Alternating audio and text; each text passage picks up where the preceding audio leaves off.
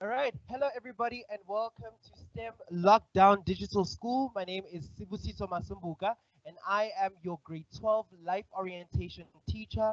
I've got my details there on the cover screen. Please email me if you have any questions or concerns with regards to the content that we have been learning. Yesterday, we introduced and started the topic of democracy and human rights. Depending on the textbook that you're using, we are currently on chapter 7. Yesterday, we looked at what it means to be a responsible citizen. And we said that a responsible citizen, I'm just giving you a recap of what we did yesterday. We said that a responsible citizen, it means that you do your duty as a citizen and that you fulfill your responsibilities, and as well as you do know what your rights are and what is expected of you as a citizen of South Africa. And we also said that when you are a responsible citizen, you are also aware of and respect and promote human rights. So that also means that you need to know and study your human rights. We all know that we in South Africa we have the Constitution, which is the highest law in our country. And just a reminder that nobody in the country is above that law. And we also live in a democratic society uh, where we are able to vote and decide on who governs us as well. When you're also a responsible citizen, you're also concerned about the welfare of others. So, our constitution has values such as dignity, ubuntu, respect, and equality. So, how are you in this particular time performing the role of a responsible citizen whilst we are in this time of COVID 19, where we know that there are a lot of poor and suffering people? How are you helping those people out? And how are you making sure that the well being of others and of yourself is also not compromised as well? When you're a responsible citizen, you also take part in projects, campaigns, and events that fight against violation of human rights. And we said that the violation of human rights, that is when you act against or you violate the rights of other people. All right. We also looked at how if you're a responsible citizen, that you are a law-abiding citizen. You obey the law and follow the laws and the rules of the country. You participate in civil and political activities. You vote in elections, as well as paying your taxes as well. And we've seen how our taxes that we pay as working citizens will have helped out, especially in this time of COVID-19. As we know that SARS, the South African Revenue Services, is the government agency that collects all our taxes. And yesterday, last night, President Cyril Ramaphosa, also announced that there's a social and economic relief program that will help out people in this very, very dire time, in these dire times that we're going through.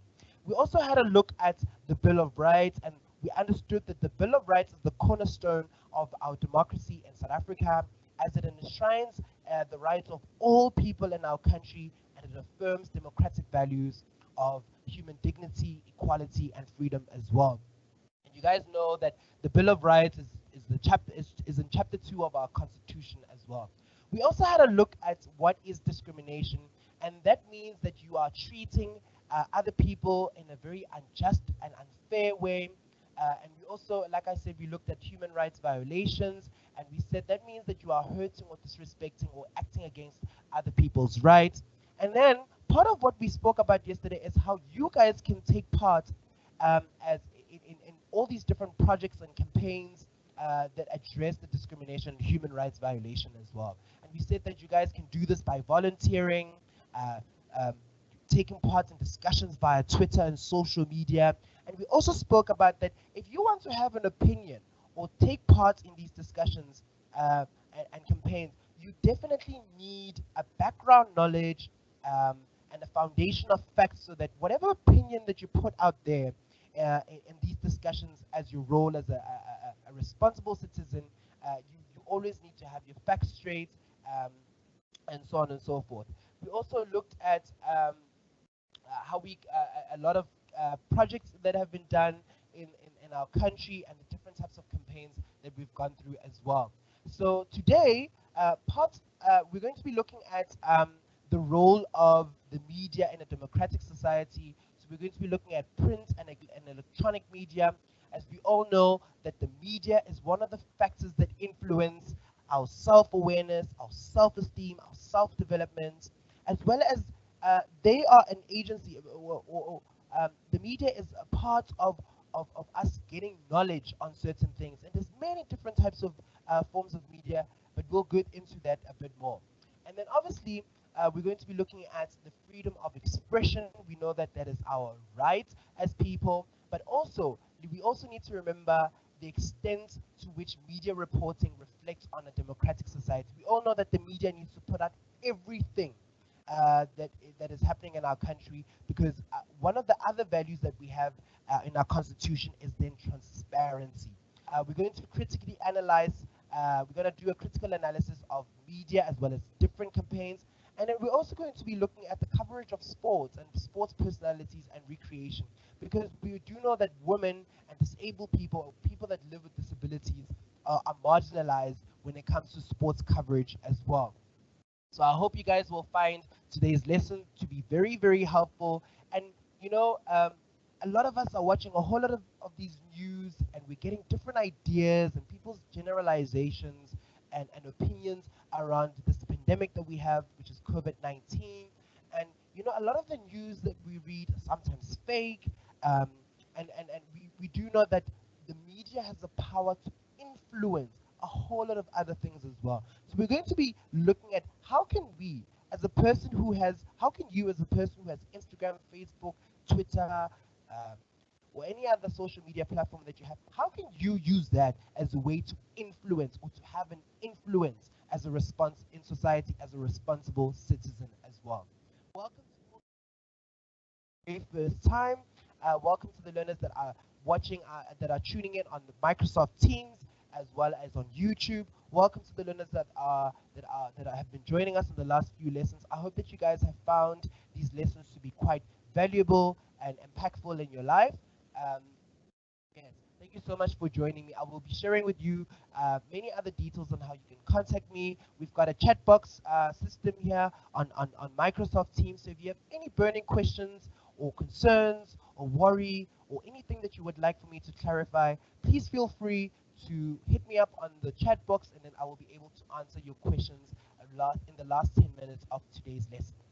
Let's have a look at the role of media in a democracy.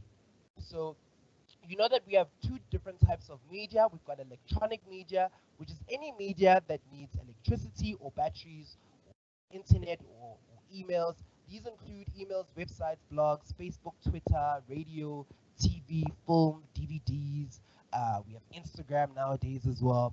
And then we also have what we call print media. So electronic media is more of your virtual media, all right? It's not tangible. And then we've got what we call print media, which is tangible, which includes books, newspapers, magazines, pamphlets, brochures, posters, as well as billboards. And then I've got a picture here that shows us what traditional media looks like and what social media looks like. So traditional media is how people used to bring out information to people. We know that back in the days they used billboards. We still see billboards nowadays on the highways and on the roads.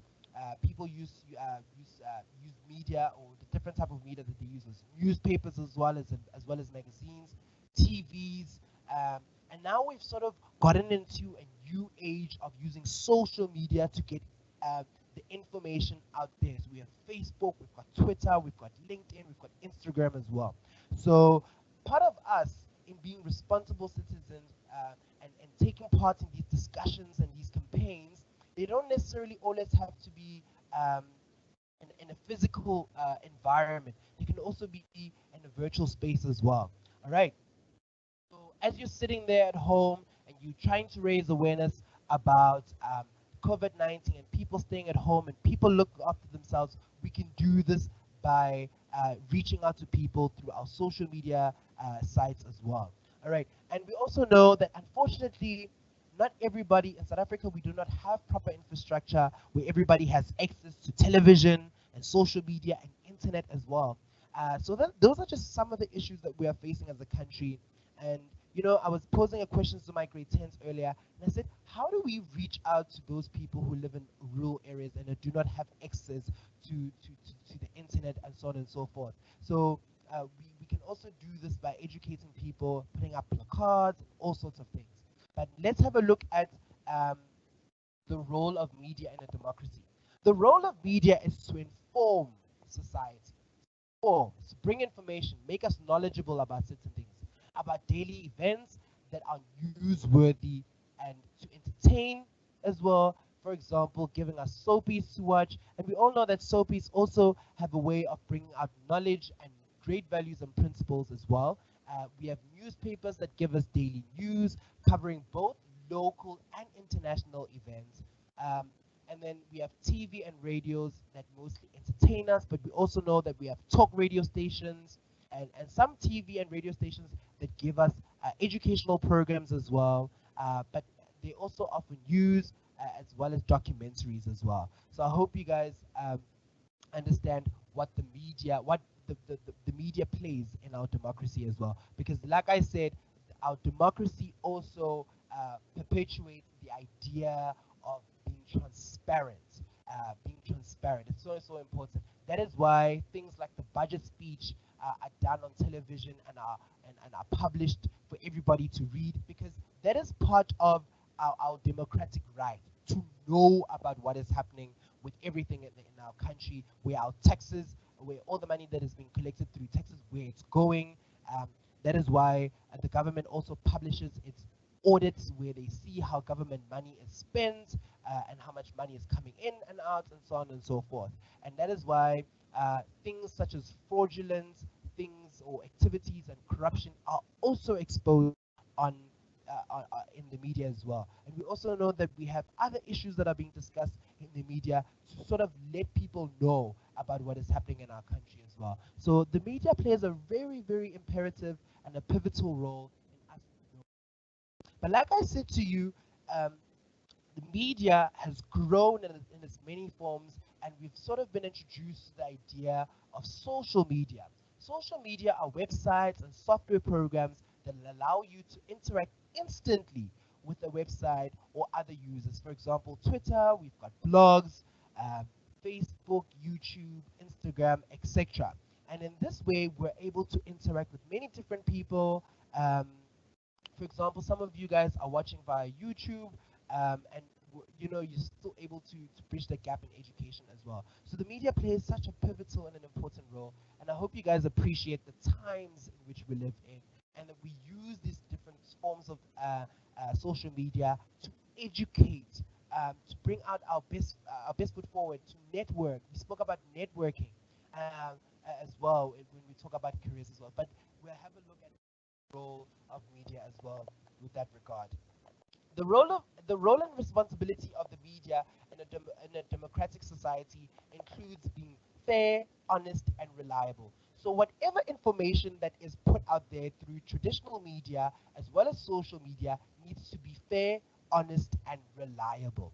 So obviously we know that, especially on social media, because these are personal accounts, most of the time the information that we read up here or on these social media websites are not necessarily fair, they're not necessarily honest, and they're not reliable as well. So that is why we're doing this lesson, so that whatever we put out there on our Facebook statuses, on our WhatsApp statuses, on our Instagram statuses, that it's fair, it is honest, and it is reliable. We all know of many different types of people that have gone, especially in the last week or two, in this COVID time, we've gotten into a lot of trouble because of producing fake news or unreliable information as well. So part of the media is freedom of expression, which is saying what you think freely and to give information and viewpoints as well. It comes with the responsibility to use this freedom with care and to take note of the limitations of this freedom as well. As we all know, um, so the broadcasters, the television broadcasters, um, radio broadcasters, all are commissioned by the Commission of Broadcasters, and that make sure that whatever information that we see on shows, on news, that it is reliable and it does not harm people or violate people's rights as well. But we also know that on social media, every social media page, there are terms and conditions on how you can use it, and whatever views or expressions that are not obliging or that are violating people's human rights are then taken off as well. So if you ever see anything or come across news that are unreliable, that are unfair, that are discriminative, that are unreliable as well, it's so important that you report those issues as well. Now let's look at the role of media and how it's important in a democracy. The media role is important in democracy to expose the violations of human rights, to report unlawful activities such as fraud and corruption, the courts and court cases, as well as corruptions and mismanagement. It could be a mismanagement of funds or anything of that sort as well. Also, in a democracy, it allows people to be entertained, to communicate, and to inform and educate us as well. It gives political information that can inform voters as well. So a lot of when it's election time, a lot of these manifestos that are created by all these different forms or these different types of political parties is then broadcasted on television so that people can have knowledge and an understanding of what so that people can have information. If you're a voter, you can have information and better understanding of what the manifestos are, so that when you make that cross and you vote for the particular party, that you make the absolute correct choice. Right. Another role that the media plays that is important to democracy is that it identifies problems in our country and communities. Some of us live in metropolitan areas and in more affluent areas where we're not really exposed to the poverty and the lack of sanitation, the lack of education in different parts of the country. But the media helps us to see that by bringing it to us through broadcasting all these things. So we also have access to understanding the South African context even further. It promotes debates and discussion. So obviously, every time somebody speaks or gives us information, it creates that debate and discussion as well. And we see that when something goes on television, people go on social media and they have their debates and discussions. A lot of it is constructive, and it's so important for us to also go through that as well. Yesterday it was trending, online learning was trending, and people were sort of lashing out and bringing up their concerns about how it is still exclusive and not inclusive of everybody in our country.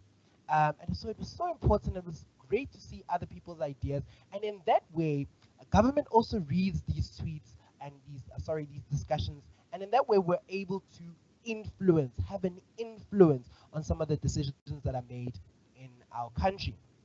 Social media also promotes nation building, where the nation comes together in solidarity and celebrating our achievements. Think of when we won the World Cup last year and how the country just came together in unity and we all celebrated together. That is also part of nation building. When Miss Universe Zuzibini Tunzi also won the title last year, it brought the nation together. We were all so proud and we were also behind her.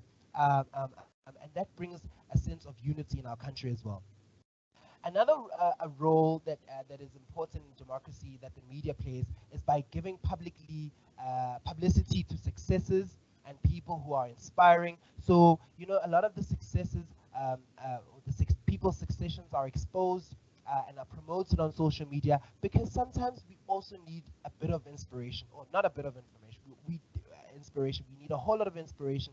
So seeing people's narratives and stories about how they became successful, this motivates us to also do better. You might find yourself in a very difficult situation, and then you read about somebody's story in a book, or you learn about it through a documentary, or through social media.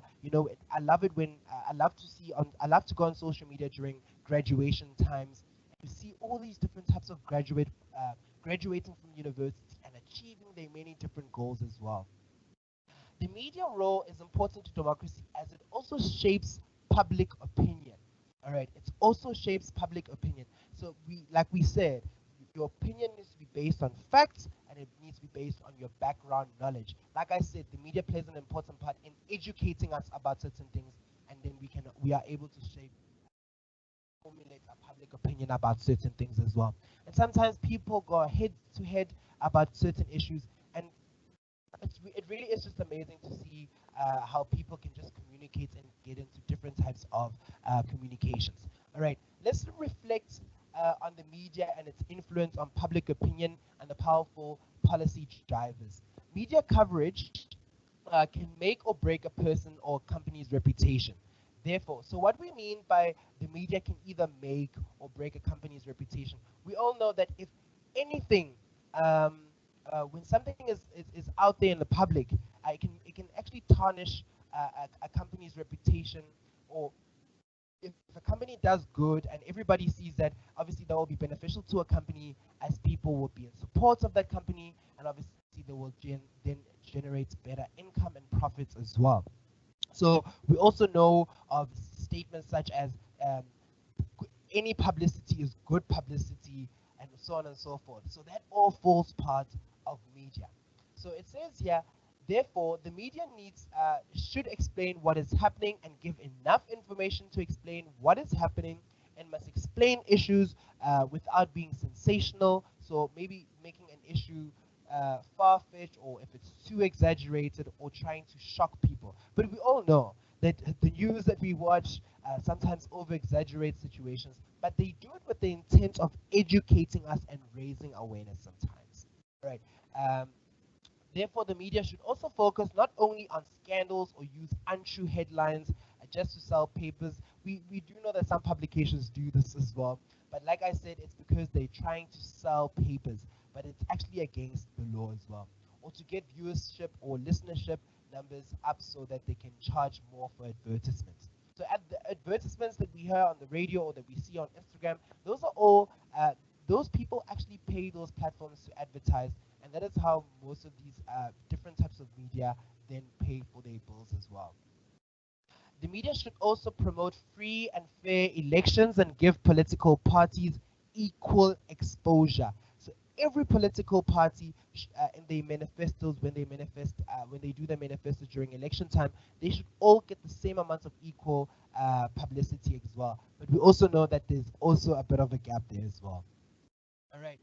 Media should also therefore needs to differentiate between facts and opinion. So we also know that opinions are based on what we think about certain things, and facts are based on things that are investigated and researched on, um, and then are reported. And we are then able to critically analyze these things. It's so important for us to know that we don't just take in everything as the truth. We need to ask questions. We need to see who is the source of this information and whether it's going to be valid or not. Um, and also the time in which something has been covered. Obviously, if I had to give you unemployment rate of 2007, it wouldn't necessarily be relevant now. I need to give you stats or information that is current with the latest date to the current time, so that we are able to critically analyze and come up with creative solutions to things. Um, the media must also train reporters to check the sources carefully before reporting. We've seen that on Twitter, and with all due respect to journalists in South Africa, sometimes somebody tweets about a particular issue, and then already a particular media publication will already publish a story without even doing research. So it's somewhat made it very, social media somewhat made um, reporting news sometimes very um, unfair or unjust or non-reliable, because a lot of journalists actually don't do their research. So it's so important that the policy says that reporters need to be trained and be able to check their sources carefully. And obviously, the sources is where the reporters then get their information from. The media therefore also need to publish corrections if they make mistakes in the same size and in the same position on the page where the error occurred. So, you know, a lot of the times we see when errors have been made or assumptions have been made by all these different forms of media, it is then corrected as well. Also very courteous that they do that. Most media or media platforms make money from advertisements and sponsors. The media therefore aims to satisfy the interests of their advertisers. These may not be the same as the interests of the public. they may withhold information or give biased reports to satisfy their sponsors. All right, so sometimes we see that the information that is put up on media tries to protect the sponsors that sponsor all these different broadcasters, and we see that sometimes the information is always unclear or unfair as well. But there's certain policies that protect us as well as South African citizens. Examples of when the media did not fulfill their roles and responsibilities, when news entertains rather than they inform, when some media filled with gossip, scandals, sex, violence rather than facts, political views is often more about the personalities than about politicians' work and contributions. So we know that a lot of our politicians are actually judged on their personal lives and not necessarily on the work that they do and the contributions that they make in bettering South Africans' lives. Media, when this also happens when the media does not fulfill their duty, when the media publicize scandalous private lives of politicians and their families, which have nothing to do with their work. Um, the lives of famous stars are made difficult by paparazzi. Luckily for us in South Africa, we don't have paparazzi. But paparazzi is when photojournalists who follow or chase after celebrities and politicians in both their public and private lives looking for scandals. All right, these people invade these people's privacy, and it's actually not good as well. The media are like vultures when celebrities are in trouble. They persecute rather than protect them. All right, which is also, again, like I said, when somebody does something wrong, it's important for us to find facts as well. Other examples of when the media does not fulfill their role and their responsibility of educating us and informing us is when the media sometimes exaggerates dangers and make people afraid for no reason. When the media, when the news and in the interpretation of events are biased or incomplete or incorrect, when the information that is printed, the press or broadcasters or on radio as well as television has been selected from a large pool of information. Somebody somewhere made a decision on what was necessary to tell the public and what not to tell the public, and what is not told may just be as important as what was told. So it's so important for us to always, when we read the news, when we watch the news, when we are part of these discussions on social media, we need to see um, where these sources come from, because we all know that on social media, because these are our own personal accounts, people just go on a rampage and just want to have an opinion about certain things. Now let's have a look at freedom of expression and its limitations. So we all know that we are able to express ourselves in many different forms, and it's our political right. I mean, it's our human rights as well.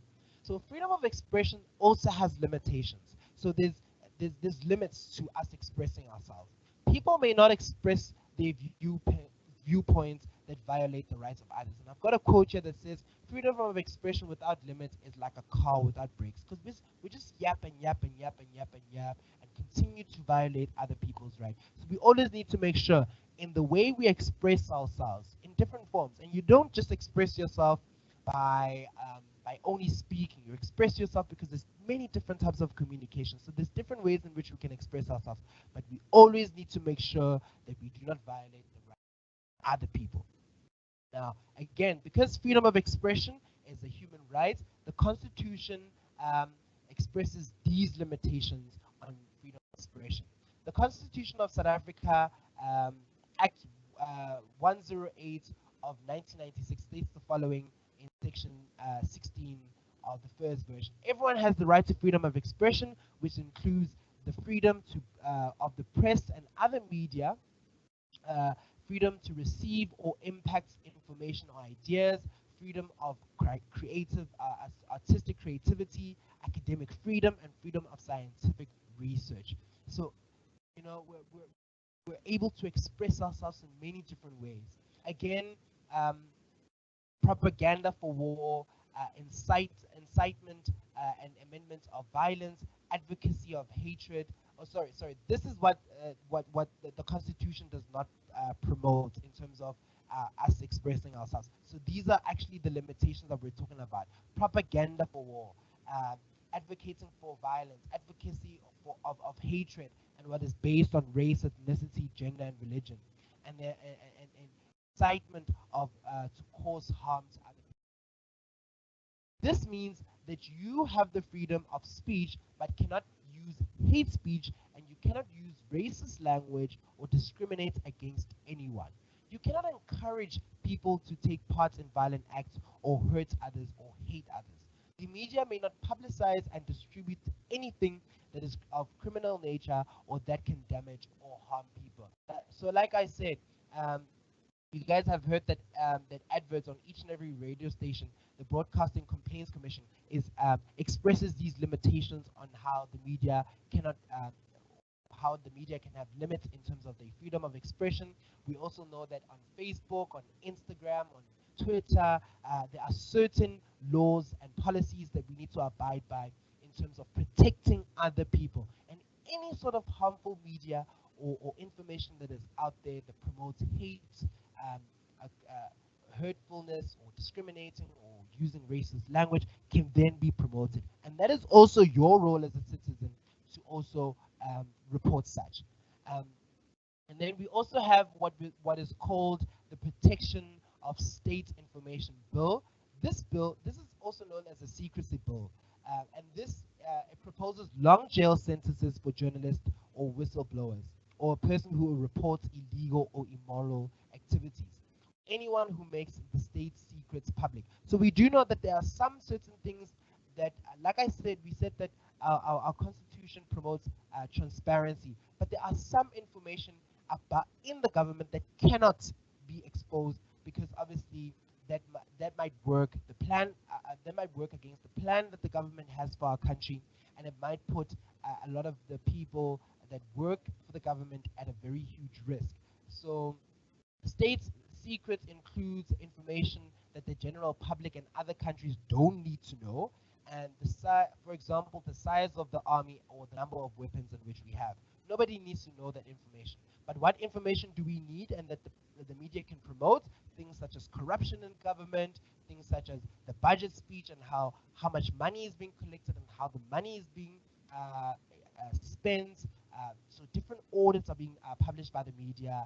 If there's other issues or information, those are the things that can be published. But the protection bill makes sure that whatever state secrets and other information that we don't need to know as a general public is then kept to ourselves. So you guys know that our government is actually quite transparent as well. I am aware of the different forms of frauds and corruption that takes place there, but with the information that we need, it is then exposed, and we see this in articles. All right, let's look at the extent to which the media reporting reflects a democratic society. So this is when the media actually promotes or shows us that we live in a democratic society. So you can analyze the following information to decide the extent or the level to which the media reflects a democratic society by the topics in which they are covered by the media, positions that are taken by editors. Sometimes we see a bit of biasness from editors as well. And that is why it's so important to see how credible the source of the information that which you're reading and where the journalists are getting that source of information from. If it's never from the person themselves, it raises eyebrows and we ask questions because we all know that an anonymous rumor or an anonymous source is not always reliable sometimes. But sometimes the media also protects people, so they may say refer to somebody as anonymous just to protect them as well. We also see when they report cases of rape and murder and violence, that some people are also blurred out as well. You also look at the space in which it's allocated, and you also look at their geographical distribution. So how available is this form of media to all different people in different types of environments and areas in which they live in as well? Right. And then let's critically analyze media and campaigns. So how you guys can critically analyze media and campaigns. It says here it is important to critically analyze the media to evaluate their balance and fairness in reporting. So like I said, guys, it's so important. Don't always believe everything that is in the media. Yes, they have the intent to educate, but at the same time, they also have a subliminal intent of just selling or getting viewership or listenership as well. So you need to pay attention to the selection of the content, which is information that they give us, their sources, are they reliable sources, the types of stories that they put up, the level of commercial content such as space and the use of advertisements. We know that a whole lot of um, publication and broadcasters use this as a form of advertising as well, and this is how most broadcasters and these platforms make money. Sensationalism, or the use of shocking details to cause a lot of excitement or interest or exaggeration. For example, if a TV news item shows only one side of the story in a war zone, that does not interview and does not interview any of the opposing fighters or show their death rate, it is not providing fair reporting. So both sides of the story need to be shown so that then you can make or formulate your own public opinion. I don't know if you guys understand me. The media needs to show both the different sides of the story so that we're able to formulate our own opinion. All right. We need to make sure that, yes, the media is educating us and the media has an influence on how we decide, but we also need to then take a stance and see, okay, who was the source of this information? Where did the information come from? Who is the person that is publishing this? Is this information valid? Is it reliable? Then you critically analyze everything. You look at the pros and the cons, and then you come up with your own way or your own opinion by critically looking at or critically analyzing what the media is putting out there, as well as all campaigns. Now, as you guys know, like I said to you earlier, that the media and all these campaigns, or how you can critically analyze the media and these campaigns, is by looking at what we call the press code. So the press code includes the reporting of news, where it says that the press shall be required to report news that is truthfully, accurately, and fairly. It should be presented in a context and in a balanced manner, and it should be without any change from the facts. And then number two is the gathering of information. The news that should be obtained must be obtained legally and honestly and fairly, unless public interest dictates otherwise. All right. So there mustn't be a spiteful way of getting this form of information. Number three says the independence and conflicts of interest. The press or the media shall not allow commercial, political, or personal or other non-professional considerations to influence or to slant reporting. Conflicts of interest must be avoided as well. All right. And also, so for example, they can't, with conflict of interest, they can't promote violence and then talk about how the violence has peaked in South Africa and trying to protect everybody against violence. There cannot be a conflict of interest as well. Number four talks about privacy. The press should not, they need to exercise an exceptional care and consideration of all people about their private lives and as well as their individual lives as well. And that any right to privacy may be overruled only by or for valid reasons only. So we always need to make sure that people's privacy is always protected. And the only time their privacy can be exposed is only if it is in the public or it's valid for the interest of the public as well.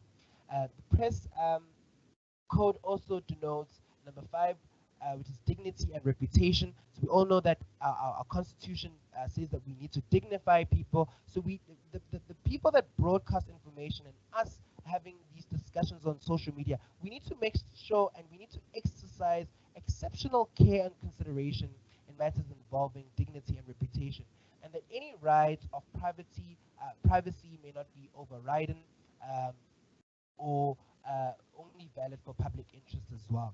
And then we also have discrimination and hate speech.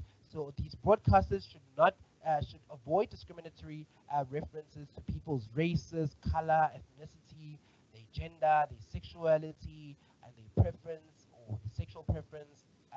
And the press has an obligation to not publish material that amounts to hate speech as well. And we also know this. We hear it when the radio goes on and the people from the Broadcasting Complaints Commission talk, that it does, whatever is put up on that media platform does not promote hate speech.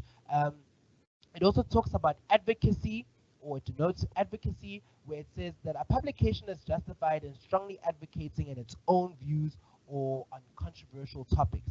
So, however, it has to treat its readers fairly by making it clear what the difference is between what fact is, an opinion, and not lying or holding back or twisting the facts. It should allow for commentary, and it should always protect children as well, in many ways possible. So you see when children are usually exposed onto the media, they're usually blurred out because children need to be protected as well.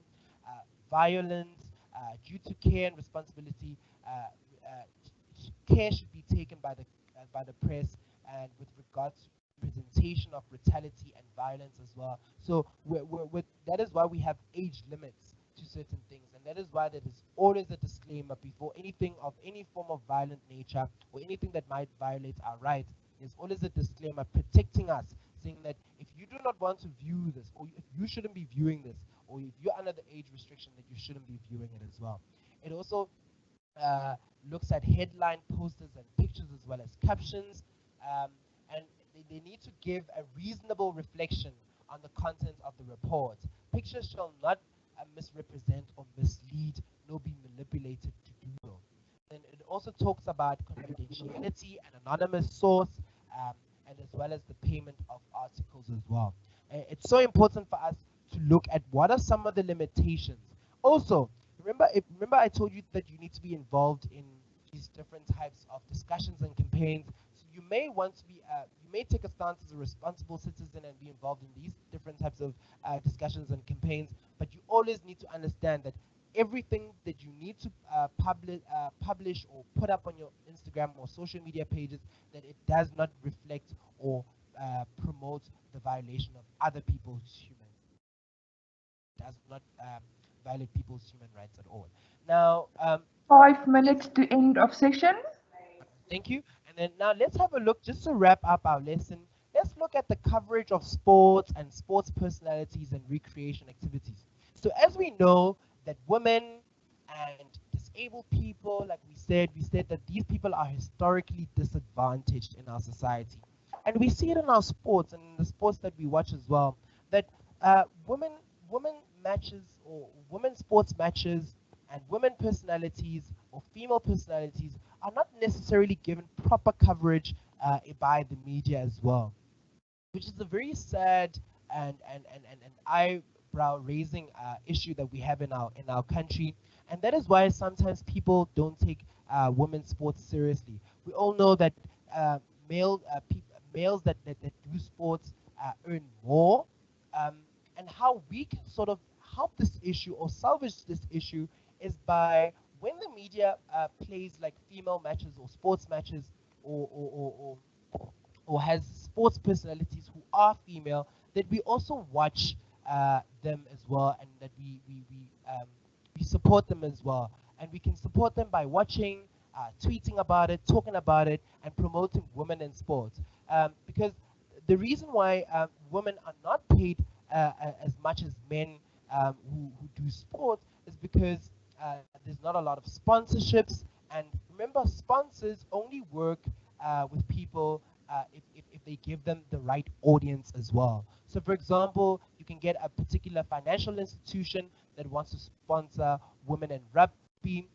The only way they can invest as much money as possible in women in sports or sports women is if they get the right audience. Because obviously, this is a business mechanism or business structure for them as well. So we always need to make sure that the only way we can make sure that we cover more sports for women is by supporting, by watching, going to stadiums and filling up those stadiums as well.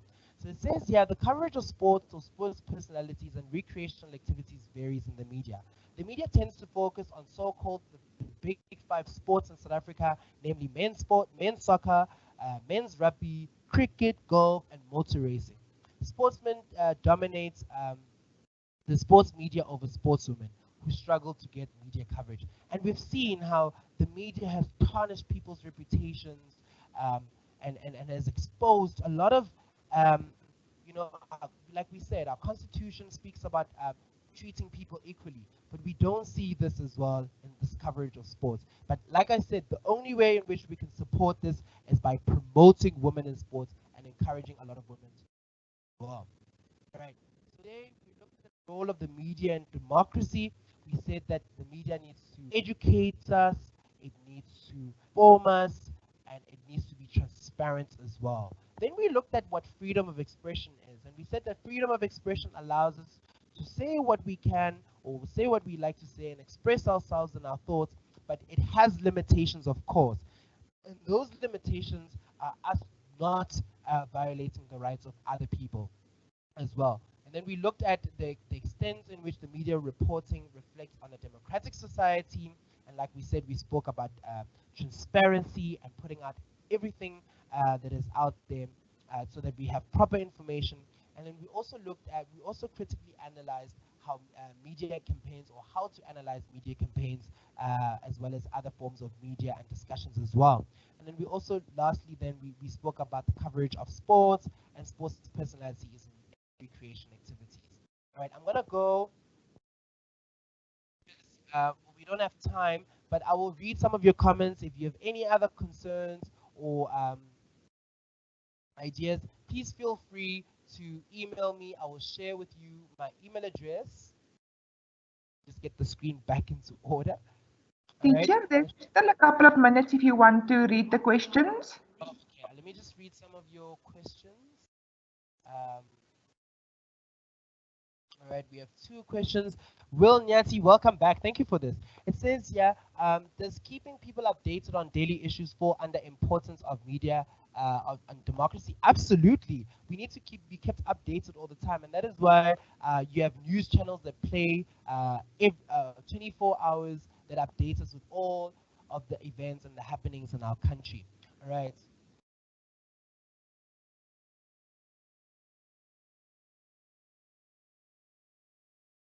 All right. Sihle, I am seeing your question with regards to COVID-19 and how it might affect your application process into university. I think the best people to ask that question to is obviously then the universities themselves. A lot of them, if you in the previous slides, I shared with you the different websites in which you can communicate with these people as well. So you can share your thoughts there and find out from them the information. And they're quite quick to respond as well. Right.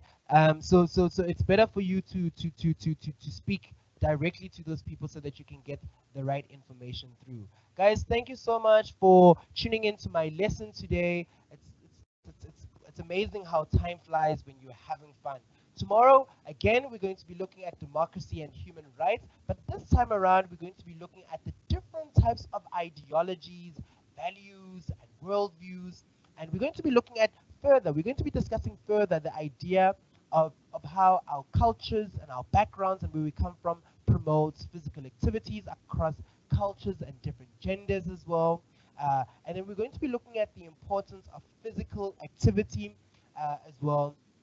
These questions come up a lot in exam questions as well, because a lot of us like to ignore PT questions or the PT side of our textbook as well. So it's so important for us that we cover it in the time that we have. Guys, please follow me on social media if you want to have questions there. I'm more direct in answering there. You can also hit me up on my email about any queries. See, I also do promote or suggest that you email me as well so I can further answer you. Please give me some feedback on how the lessons are going and how I can improve myself, because it's also good to improve so that I can make this online learning and virtual learning better for you as well. Please use the hashtag STEM Champions Lockdown eSchool Cecil Foundation and also join my Google Classroom. Like I said, my slides will also be available on my Google Classroom as well as the Africa Teen Geeks website.